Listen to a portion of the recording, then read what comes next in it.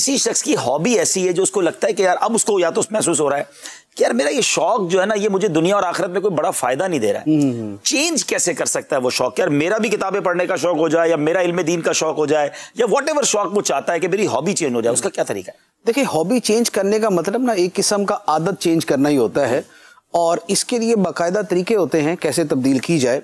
जैसे एक तो ये होता है कि एक होता है आदत छोड़ना और एक होता है आदत बदलना।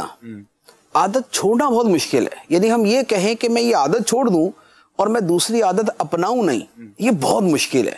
लिहाजा तरीका ये होता है कि आदत को दूसरी आदत के साथ बदला जाए। वाह वाह, ऑल्टरनेट कोई होना चाहिए। अच्छा, जब ऑल्टरनेट होता है ना तो फिर आदमी मेंटली फिजिकली उसके साथ थोड़ा सा अटैच हो जाता है। एक बात। दूसरी बात ये है कि किसी भी शय को अगर अपनाना है तो उसके लिए दो तरीके होते हैं।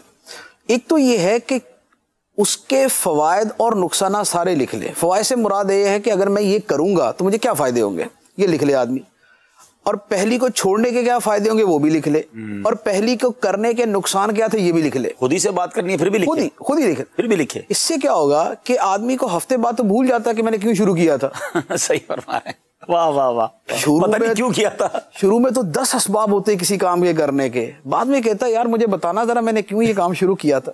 जैसे आजकल लोग वो चल रहा है ना कि लॉकडाउन खोलेगा तो लोग पहले ये पूछेंगे घर वालों से, बताओ यार काम क्या करता था मैं।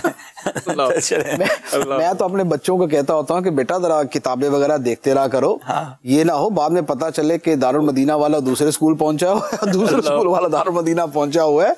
वैन का नंबर भी याद रखना आपने। ठीक है। तो क्लास में तो एक तो शय के फवायद लिख लेना ना, ये मोटिवेट करता रहता है, वक्तन फवक्तन उसको देखते रहना। दूसरा ये होता है कि हमेशा आदत की इब्तिदा तकल्लुफ से होती। आदमी तकल्लुफ से काम करता है, बार बार करता है, उसके मिजाज के अंदर पेनिट्रेट करता है, उतरता है।